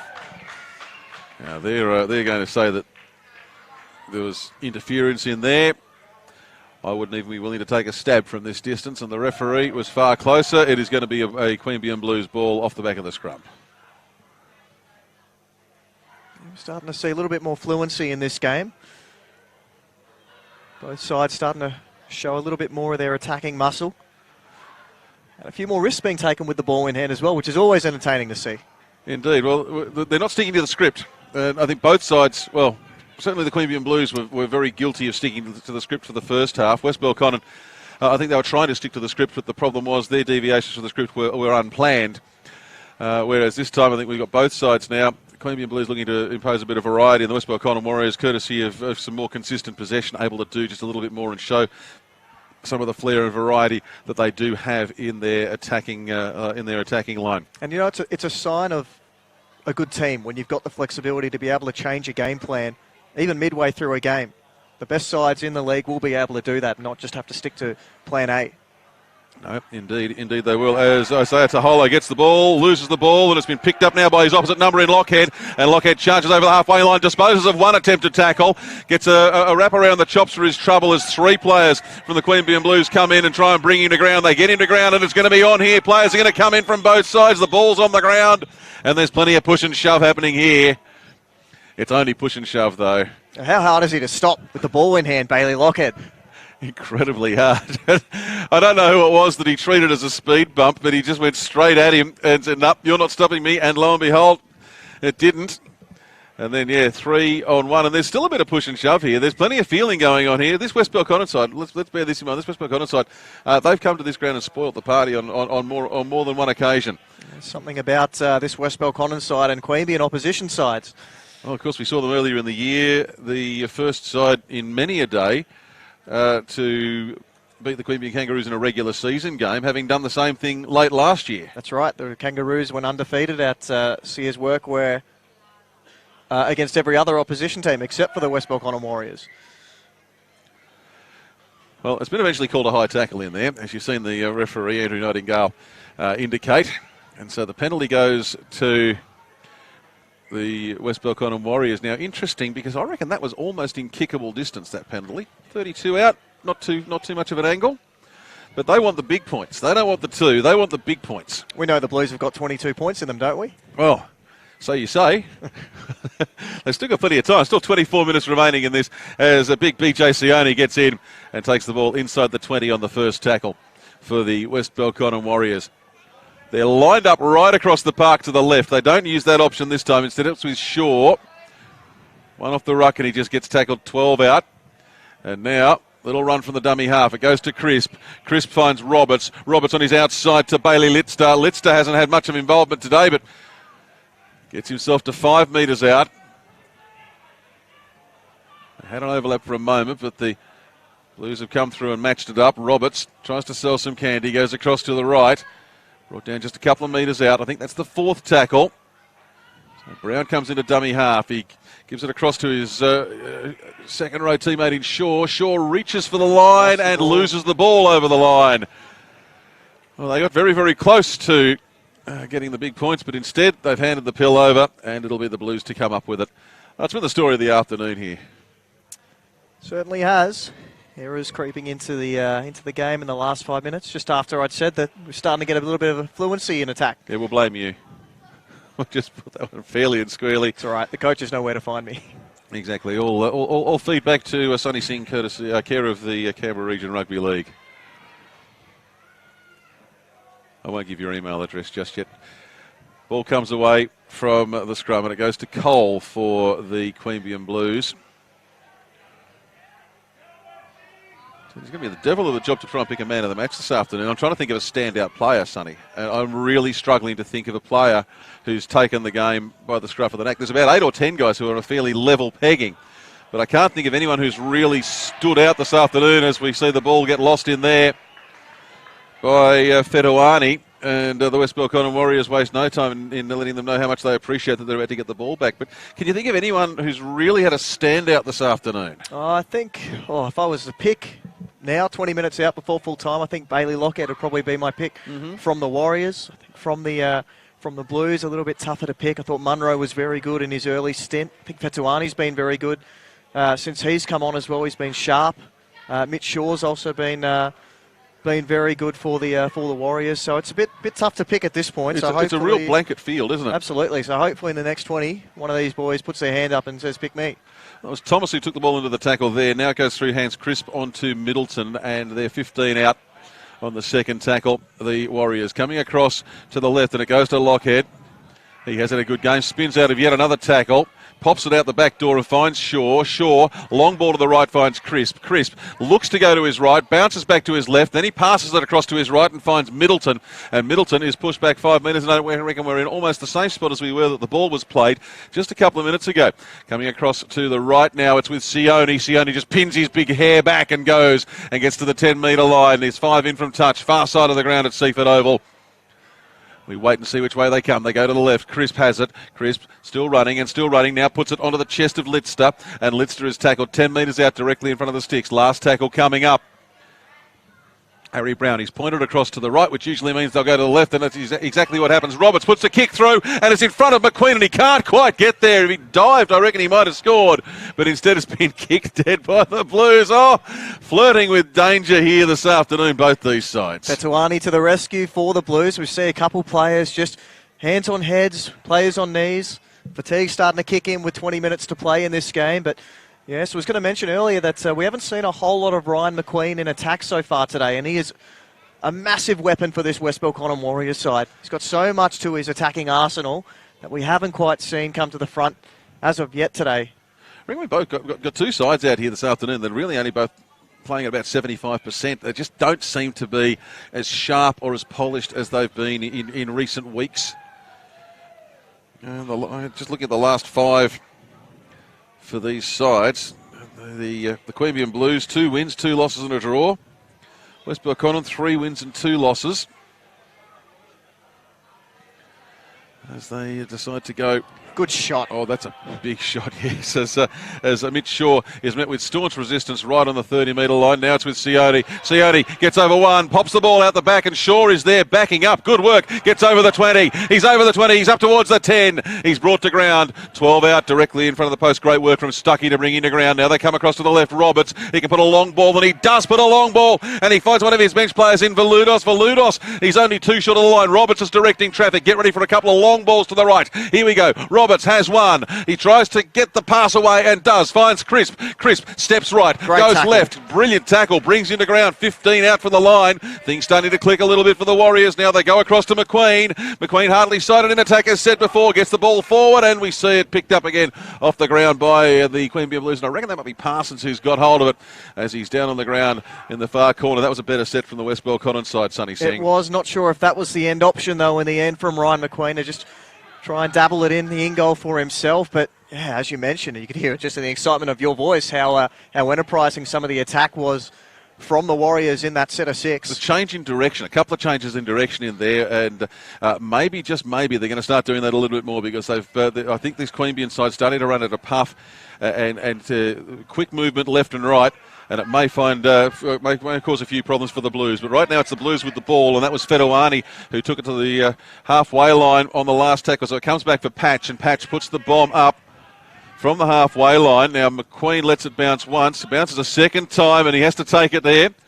Turns around and gives it off to McDonald, who hasn't done a lot in this second half, mainly because the ball's hardly gone out to him. Gets out to the 10-metre line. Is that Will? Oh boy, that was Beau McFarlane, absolutely dumped on the 20-metre line. And now coming through, it's McDonald again. So the wingers are doing all the work at the moment. It's gone McDonald, McFarlane, McDonald. It's like a restaurant chain. As we go across to the left is with Bobby Roberts now. And Roberts just decides to try and charge his way through the line. Didn't necessarily work out the way he would have wanted it to. Little run from a dummy half from Harry Brown. Finds McQueen. And McQueen, who's he got on his outside? It's Valudos. Valudos, he had Litster there too, but he couldn't get the ball away to him. Brown in at dummy half again on the last tackle. The kick will come from the midfield from Roberts, and it's hanging high in the air, waiting underneath it is Parsons. He's going to hear footsteps. Oh! Brett Crisp flies, Aussie rules style. He's popped the ball away, but I think he's lost it forward in there. Oh, he has. But wow. Somebody send him to England. Hands like that. Boy, I was going to say someone get in touch with Richmond or Essendon. Put him in at centre-half forward at the MCG. He flew like the big man in the Aussie rules. What a take. That was fantastic stuff, and really that set of play did deserve a try for the West Belconnen side, but it wasn't to be. So with 17 to go, 12 points apiece, and the Queanbeyan Blues on target for their third draw for the season. There's something else to consider this afternoon, Sonny. Yeah, now we see time. Oh, it's on. There's a stink in the background. Who have we got? We've got Bailey Lockhead's in there, and who was it who was going with him? Is it Aidan Woods who's come back on? Aidan Woods is back on. And it was indeed Aidan Woods who was going in there as well. Well, I won't say was indeed. I suspect it was Aidan Woods who was in there because it was on. There were a few flailing arms in there. By the time I got a chance to try and identify who it was, there was plenty of people coming in and surrounding the scene of the crime. It's been building for a little while as well in both these sides. A little bit of niggle in the ruck, eventually spilling over. We'll wait to see if the field is going to open up for one of these teams. Might open up for both of these teams, just quietly. Touchy's had a word. Sent off. Sent. Well, there were certainly punches thrown. So Lockhead, well, I don't think we'll be able to give him man of the match somehow this afternoon. So there goes one of our leading contenders, and there's another one coming off as well. I think it's McLean. Well, I'd identified. Who had I identified? I'd labelled Woods in there, but Woods has not been chosen as the other offending party. And Bailey Lockhead, you would imagine, is going to get a wee bit of a holiday. And McLean would be the other man who's coming off. I'm just going to keep an eye on these guys as they come up the tunnel here. It's a narrow tunnel. It's a very narrow tunnel, and I did note that McLean was held back by about probably 5 or 10 metres just to allow Lockhead to get up to the tunnel and out of the way. But let's get back to the field of play where Bailey Litster. Well, we've had one Bailey depart, but there's another one in there. I think there's 3 Baileys in this West Belconnen squad, and it may be that Litster has to do a wee bit more with this afternoon. Now, that might have been Shaw. It was taking the ball up to the 10-metre line in front of the post. They come across to the right now, and it's with McQueen. McQueen turns back to the left. This is what I was saying before about changes in direction. He goes to his left, and he now tries to straighten up underneath the posts. Ducks out of one tackle, but he's brought to ground 12 out. They've got numbers to the left. Here it goes. Roberts puts the ball behind Shaw. Shaw does well just to hang on to it. He's wrapped up in the tackle by Cole and Patch. Oh, now it's a slow play. They've got an overlap to the left, but they go to the right. Roberts has it. Long ball, Crisp. Crisp then finds who on his outside. It's that man, Sione. Sione gets the ball back around to Crisp. Crisp onto Thomas, and Thomas sends the ball into touch. Oh, it sails away. Profligate football. Oh, that is wasteful. Oh, that's tragic, Sonny. There's an opportunity blown there with 15 to play.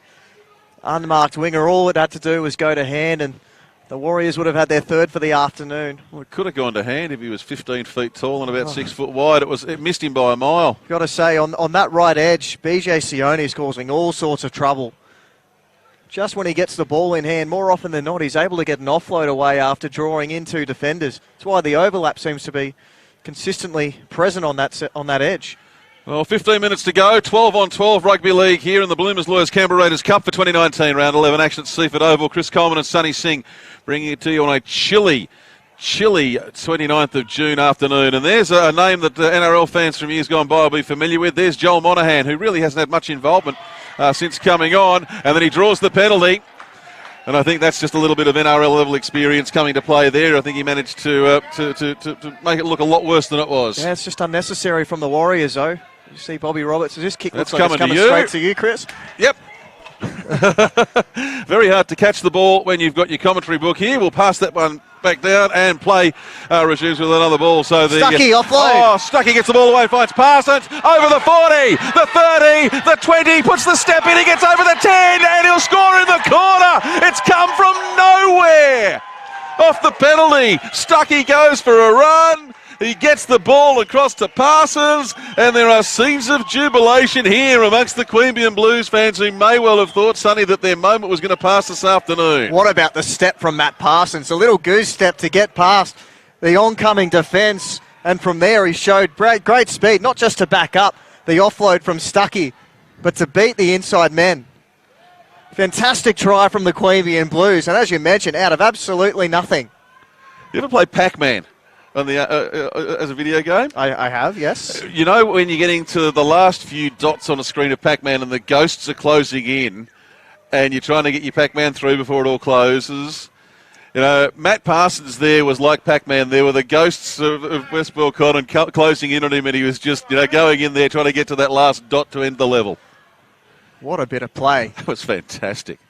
And I can tell you, I don't know who it was, but one of the bench players for the West Belconnen Warriors was up and dancing a little jig on the sideline there with great excitement. This side, they really do play for each other.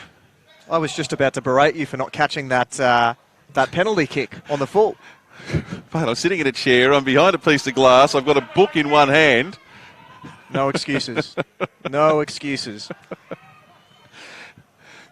Main thing was that it didn't break any of the Bar TV gear, and Brendan at Bar TV, you can be delighted to know that we managed to protect all the equipment there.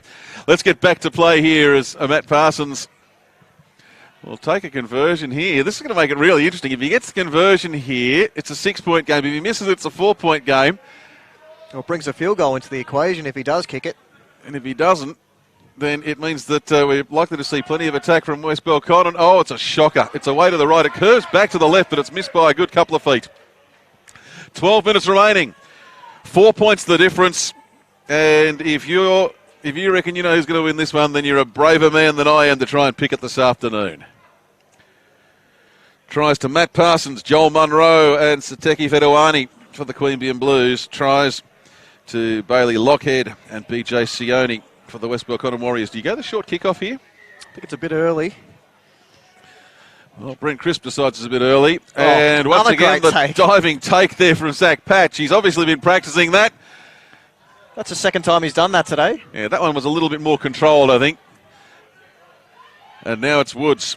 And he just pushes a man out of the way and finally goes to ground. He treated Tim Middleton with absolute disdain there. Middleton's up and okay. But yes, this Blues side, now they're really fired up. And now here's Stuckey, the man who'll get the try assist from 60 metres out. It's a beautiful offload, wasn't it? That was fantastic. Just a determined run as we see an error now. Oh, dear. Isaiah Taholo had a really good game to start with. Then putting that one down. I'm just seeing Samuela Taholo, who was off injured before, and he's just walked down the tunnel in front of us, Sonny, down towards the playing field. I don't think he'll be returning. He was very heavily limping. So not only are the Blues down to 12 men on the field, as are the West Belconnen Warriors, I should add. But not only are they down to 12 men on the field, they're at least one lighter on the bench as well. Yeah, a couple casualties from this game. And that's interesting you mentioned that as well, because you think about the edge that Stuckey attacked in the lead up to that try. There is no Brennan Withers on this left edge for the West Belconnen Warriors, and that's exactly the same edge that Josh Stuckey ran through. Oh, indeed, and Withers had a fairly respectable game earlier for the Warriors. Now the Warriors on the attack, and they go with Middleton. Middleton to the 20-metre line. We could see 3 tries in the last 10 minutes of this one as it really opens up 12 on 12. Now the ball goes to Scott. Few people calling forward, but the referee and the touch judge were in pretty good position for it, so they're 10 out directly in front of the post. Now it's with Roberts. Roberts hangs onto it, shapes to his left, goes to his right, gives it to, I think it might be Brown. It was Brown. Tackle. No, offside. Offside. Offside by the Queanbeyan Blues. So the cheeky Roberts decides he wants to try and take a quick tap. I don't know if he ever actually made the tap in there, did he? Well, you can't take a quick tap for being inside the 10 when you're inside the 10. True.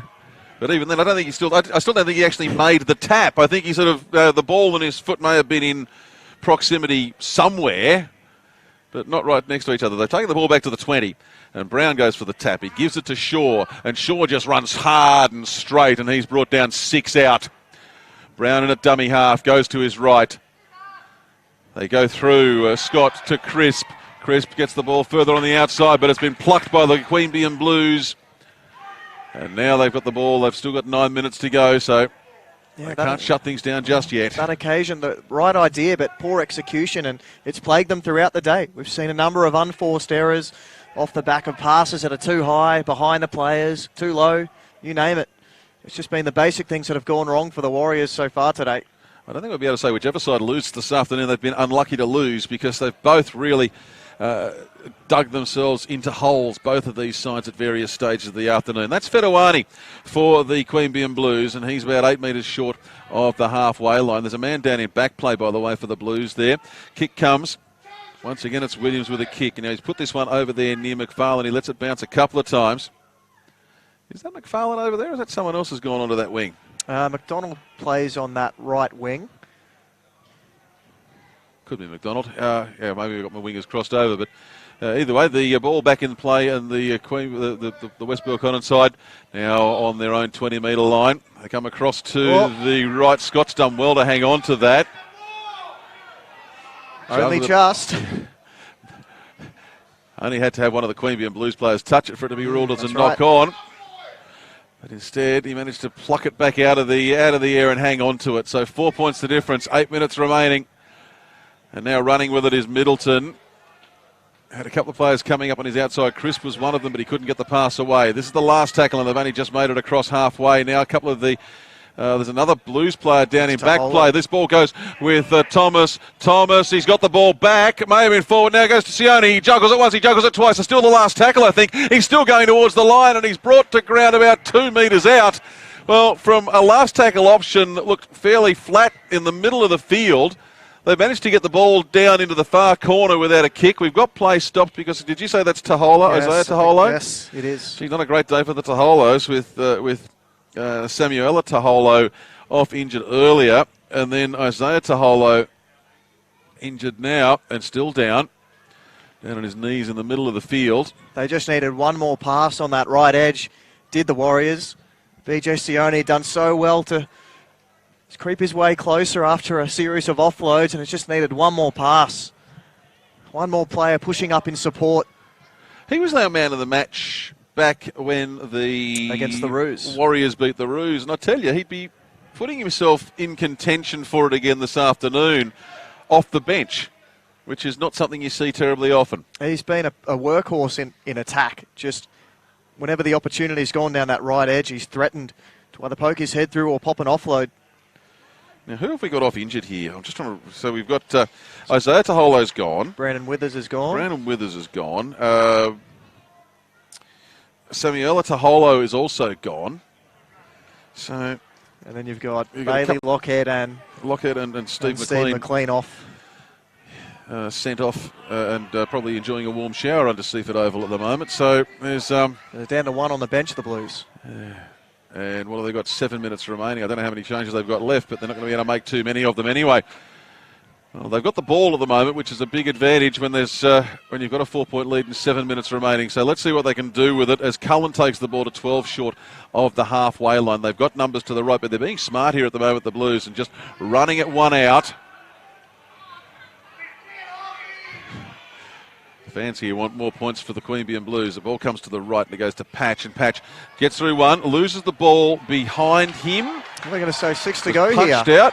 Was punched out by a West Belconnen Warriors player, so good call from the referee as Stuckey now has it. He's had one good offload today, and there's a second one. It goes to Cole. Cole fends off one, and then he's brought to ground 11 metres out. This could be it for the Blues. If they can score here, they will be the winners for this afternoon. It's Parsons. He gives the ball to Hitchens. Hitchens charges for the line, but he's brought down 8 short. Straight in front of the post. Confusion about who's going to be in a dummy half there. I think Parsons wound up with it. Fedawani was in there as well.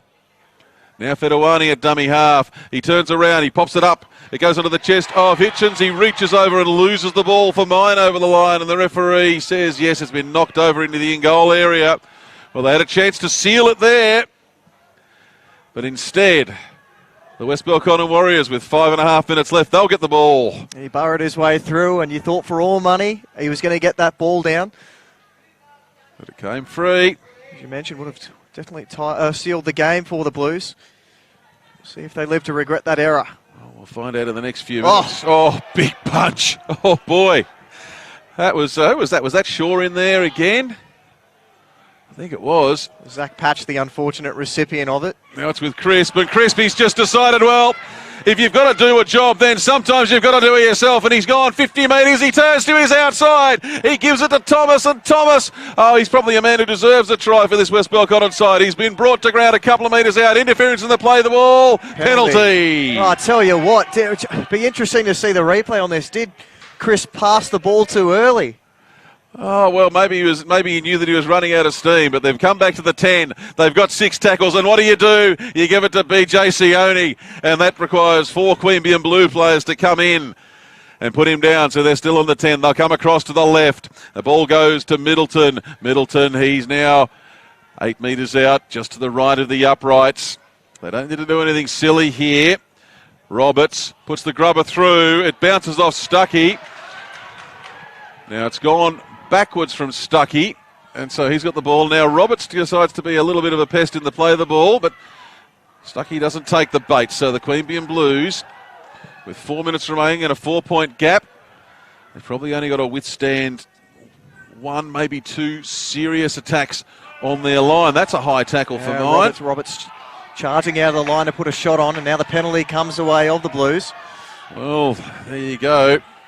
And again, there's still 3.5 minutes to play. That was silly.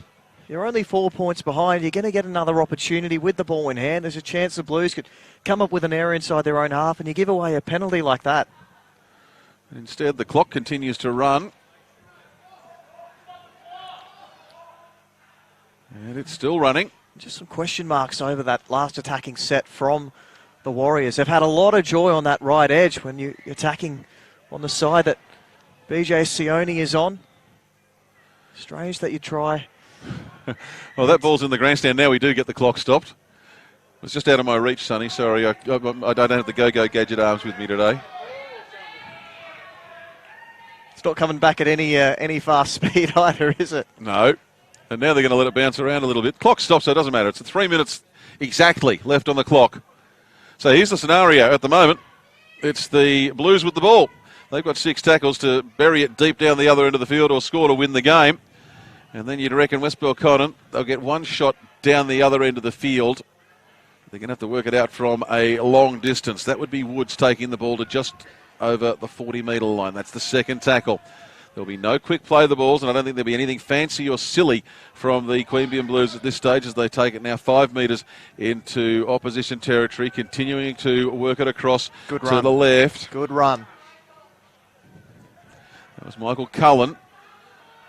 32 short of the line. Now it's with Williams. Williams shaped to kick for a moment, I thought, but then decided to hang on to the ball and run a little bit further up. This is the last tackle coming up. 2 minutes and 15 remaining. Very slow to his feet. They come across to the right. The ball goes to Patch, and Patch puts the ball high into the corner. Waiting underneath it was McFarlane, and McFarlane is taken in the in-goal area. Great kick. And so the West Belconnen Warriors, well, they're going to need to do something smart here. Well, this will be a short dropout for sure. It'll have to be. The other option is to have an Olympic sprinter out there. But instead they go the short dropout, and diving on it is Matt Cole. He's really coming to his own in the second half. There's been a clash of heads in there. One of those Warriors players is down, and Cole not exactly quick to his feet either. I think it might be Middleton. Yeah, I think you're right. He's copped just a clash of heads there as they've both gone for the ball. Hasn't Matty Cole shown some determination this afternoon? And again, just those little 1%ers that we talked about.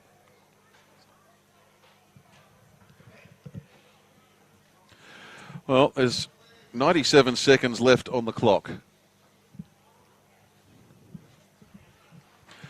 97 seconds left on the clock. We've got Tim Middleton limping back into the, well, I was going to say into the in-goal area, but now he's being brought to the sideline. So that'll see Bailey Litz to come back on. I can't see any way here for West Belconnen to win this game, barring a complete stuff-up from the Queanbeyan Blues. It would take a miracle. It would take something very, very special. Can we see the Blues hit the magic 22? Well, you did produce that number earlier, and if they can score here and convert, then they'll get it. Go across to the left. That's Williams. Sends it around to Michael Cullen, and Cullen now 2 metres short of the line as he bounces in the tackle. Coming across to the right. Parsons, he's had a good afternoon. Can't get through. 1 minute and 10 seconds left. The Warriors looking for some way to get the ball. There's a man who's had a good afternoon for them as well. Woods.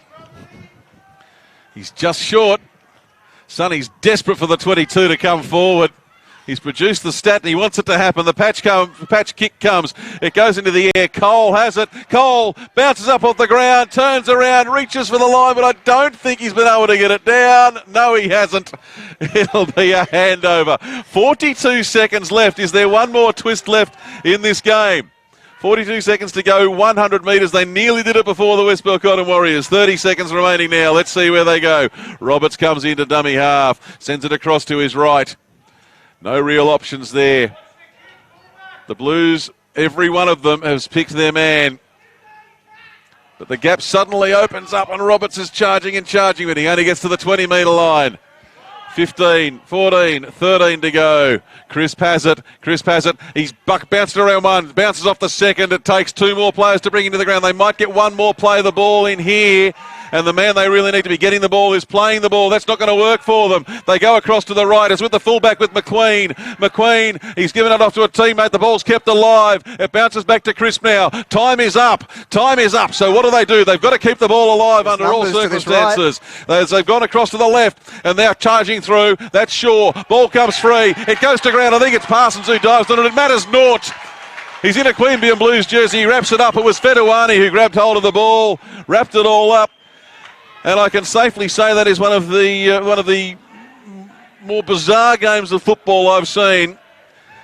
At some stages there, some patches of rugby league broke out, but gee, it wasn't really something that you're going to want to put there on your highlight reel. But in the end, the Queanbeyan Blues, they maintained their spot in the top four. The West Belconnen Warriors, they put their finals credentials under somewhat of a cloud. Next week for the Queanbeyan Blues, they're off to Yass. The West Belconnen Warriors, they get a week off next week to recoup, and then, well, they've got a mere task of going to Goulburn.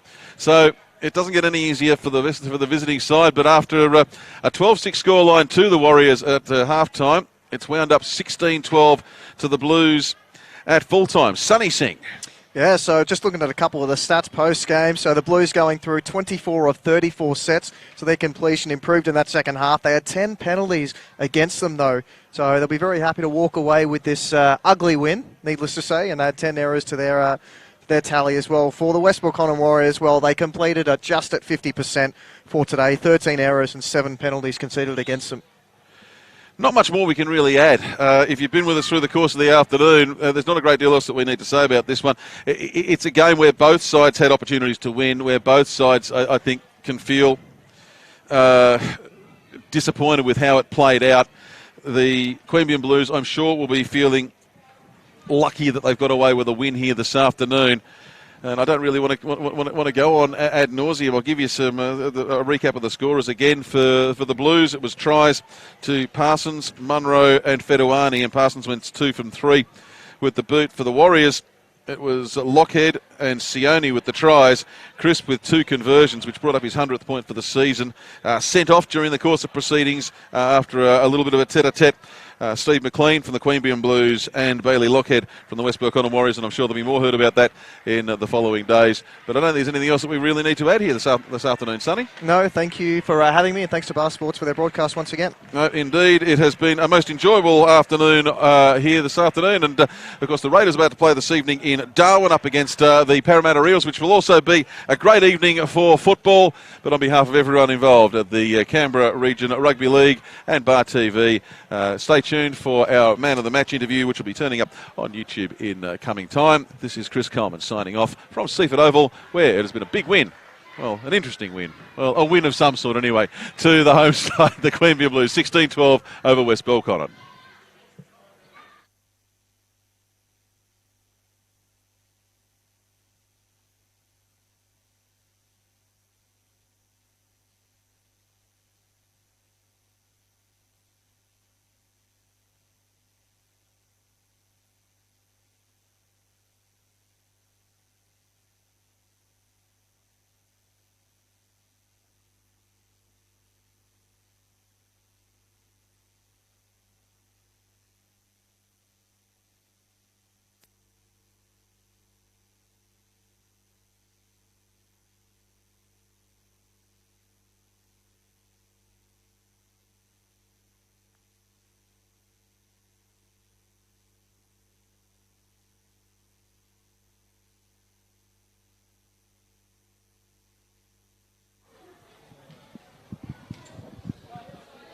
Test, test, test.